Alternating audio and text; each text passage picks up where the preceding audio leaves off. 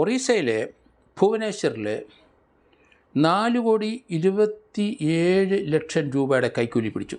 ഇന്ത്യയിലെ പല സ്ഥലത്തും നമ്മൾ കൈക്കൂലി പിടിക്കുന്ന കണ്ടിട്ടുണ്ട്. വിജിലൻസ് പിടിച്ച 4,27,00,000 രൂപ വീട്ടിലെ അലമാരയ്ക്കകത്ത് ട്രോളിയിൽ നിറച്ചു വച്ചിരിക്കുന്ന കാഴ്ചയാണ് കണ്ടത്. അദ്ദേഹം കോൾ മൈൻസിലെ കോൾ ഡിപ്പാർട്ട്മെൻറ്റിലെ ഒരു ഉദ്യോഗസ്ഥനായ ഡെപ്യൂട്ടി ഡയറക്ടറാണ്. അപ്പം നമുക്കറിയാം, കൽക്കരി ഒരു സ്ഥലത്തു നിന്ന് മറ്റൊരു സ്ഥലത്തേക്ക് ഡിപ്പോയിലേക്ക് മാറ്റണമെങ്കിൽ അതിന് സാങ്ഷൻ കൊടുക്കണം ഡെപ്യൂട്ടി ഡയറക്ടർ. അങ്ങനെ സാങ്ഷൻ കൊടുക്കുന്ന വ്യക്തിയാണ് ദേവബ്രത മൊഹന്തി എന്ന് പറഞ്ഞ ഈ ഒറീസക്കാരൻ. അയാൾ കൈക്കൂലി വാങ്ങിച്ച് ഇഷ്ടം പോലെ കൂട്ടി സർവീസ് കാലഘട്ടത്തിൽ. ആ പണമെല്ലാം ബാങ്കിലിട്ട പിടി വീഴുമെന്ന് അദ്ദേഹത്തിന് അറിയാം. അദ്ദേഹം ഭുവനേശ്വറിൽ താമസിക്കുന്ന അദ്ദേഹത്തിൻ്റെ ഫ്ലാറ്റിലാണ് ഈ കൈക്കൂലി സൂക്ഷിച്ചത്. ഇത്രയും വർഷം കിട്ടിയ കൈക്കൂലി എല്ലാം കൂടെ എണ്ണിപ്പെറുക്കി കെട്ടി അദ്ദേഹം ഫ്ലാറ്റിലെ അലമാരയിലും ട്രോളി ബാഗുകളിൽ നിറച്ചു വെച്ചു. അത് മറ്റാരും അറിഞ്ഞില്ല. കാരണം ഇത് അറിഞ്ഞാലേ ഉള്ള റെയ്ഡ് ഉണ്ടാകുമെന്ന് അദ്ദേഹത്തിന് അറിയാം. എങ്കിലും അദ്ദേഹം അതിന് മറ്റൊരാളെ വീട്ടിലോട്ട് ക്ഷണിക്കില്ല, വീട്ടിലോട്ട് കയറ്റത്തുമില്ല. അദ്ദേഹത്തിന് സ്വന്തമായി ഡെപ്യൂട്ടി ഡയറക്ടറായതുകൊണ്ട് കാറുണ്ട് ഡിപ്പാർട്ട്മെൻറ്റിൻ്റെ. ആ കാറ് ഇദ്ദേഹത്തിൻ്റെ താമസിക്കുന്ന ഫ്ലാറ്റിൻ്റെ ഒരു 2-3 കിലോമീറ്റർ അകലെ വെച്ച് അദ്ദേഹം അവിടെ ഇറങ്ങും. അദ്ദേഹത്തിൻ്റെ ഡ്രൈവർ ചോദിക്കുക, നമുക്ക് വീട്ടിൽ കൊണ്ട് അത് വേണ്ട, ഞാൻ വേറെ കാര്യമുണ്ടെന്ന് പറഞ്ഞിട്ട് അവിടെ ഇറങ്ങും.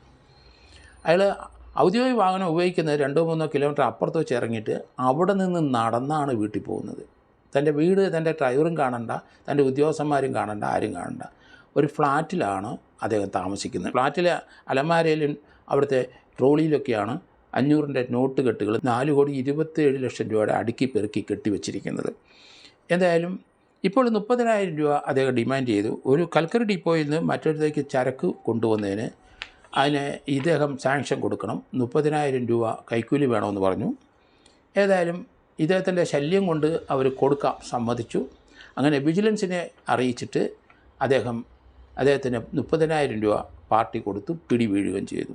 ആ 30,000 രൂപ പിടി വീണ് കഴിഞ്ഞപ്പോഴാണ് അദ്ദേഹത്തിൻ്റെ വീട് വിജിലൻസ് ഇമ്മീഡിയറ്റായിട്ട് റെയ്ഡ് ചെയ്തു. അദ്ദേഹത്തിൻ്റെ ഫ്ലാറ്റ് കണ്ടെത്തി. അങ്ങനെയാണ് അവരെ അതിശയിപ്പിച്ചത്. 4,27,00,000 രൂപയുടെ നോട്ട് കെട്ട് അടുക്കിപ്പെറുക്കി കെട്ടി അവിടെ വെച്ചിരിക്കുന്നത് കണ്ടെടുക്കുകയും ചെയ്തു. വളരെ നല്ല ഒരു റെയ്ഡായിരുന്നു അവർ നടത്തിയത്. ഇമ്മീഡിയറ്റായിട്ട് വീട് റെയ്ഡ് ചെയ്തുകൊണ്ടാണ് ഇത്രയും പണം കൈക്കലാക്കിയത്. എന്തായാലും ഈ സംഭവം പ്രത്യേകിച്ച് ഒഡീഷയിലെ ജനങ്ങളെ ഞെട്ടിച്ചു കളഞ്ഞു. കാരണം ഇയാൾ വളരെ ശാന്തനായി, വളരെ പമ്മി നടക്കുന്ന, വളരെ അധികം സുഹൃത്തോ കൂട്ടുകെട്ടുകളോ ഇല്ലാതെ തനിപ്പിടിയായിട്ട് നടക്കുന്നൊരു വ്യക്തിയാണ്. അതുകൊണ്ട് മറ്റു കുഴപ്പങ്ങളൊന്നും ഇല്ല എന്നൊക്കെ എല്ലാവരും വിചാരിച്ചത്. പക്ഷേ പണം സമ്പാദിക്കാനും പട്ടിണി കിടന്നാണെങ്കിലും ശരി പണം സ്വരൂപിച്ച് കൂട്ടുന്നതിൽ അദ്ദേഹം ത്രില്ലടിച്ചിരിക്കുന്നു. പക്ഷേ അദ്ദേഹത്തിന് അത് അനുഭവിക്കാൻ ഒക്കില്ല എന്ന് അദ്ദേഹം മനസ്സിലാക്കിയിട്ടില്ല. പട്ടിണി കിടന്നും പലരെയും അഭിമാനമൊക്കെ വെടിഞ്ഞ് പണം ചോദിച്ചു വാങ്ങി അത് വീട്ടിൽ കൊണ്ടേ കെട്ടിവെക്കുന്നതാണ് അദ്ദേഹത്തിന് ഒരു രസം.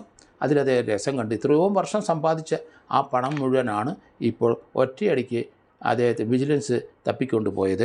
ഇപ്പം വിജിലൻസിൻ്റെ കേസ് രജിസ്റ്റർ ചെയ്യുന്നറിഞ്ഞ് 4,27,00,000 രൂപയുടെ കള്ളപ്പണം അല്ലെങ്കിൽ കൈക്കൂലി പണം പിടിച്ചെന്നറിഞ്ഞപ്പോൾ ED രംഗത്ത് വന്നിരിക്കുന്നു. ED അതിൻ്റെ റെക്കോർഡുകളെല്ലാം വിജിലൻസ് ചോദിച്ചു കഴിഞ്ഞു. ED ഇദ്ദേഹത്തിന് വേറെ എവിടെയെങ്കിലുമൊക്കെ ഇൻവെസ്റ്റ്മെൻറ്റ് ഉണ്ടോ ഇല്ലയോ എന്ന കാര്യവും നോക്കുന്നുണ്ട്. ലിക്വിഡ് ക്യാഷായിട്ട് വീട്ടിലിരിക്കുന്നത് അത് തീർച്ചയായിട്ടും ബാങ്കിലോ മറ്റിടത്തോ ഇട്ട് കഴിഞ്ഞാൽ അത് അക്കൗണ്ടഡ് ആവും, അതിന് സമാധാനം പറയേണ്ടി വരും. അതുകൊണ്ട് വീട്ടിൽ സൂക്ഷിച്ച് വെച്ച് കഴിഞ്ഞാൽ റിട്ടയർ ചെയ്ത് സുഖമായിട്ട് ജീവിക്കാം എന്നാണ് അദ്ദേഹം കരുതിയത്. അങ്ങനെ ഒരു കംപ്ലയിൻ്റ് ഒന്നും ആരും പറയില്ല എന്ന് വിചാരിച്ചു. പക്ഷേ സ്വരൂപ് കൂട്ടിയ പണമെല്ലാം ഒറ്റയടിക്ക് പോയി.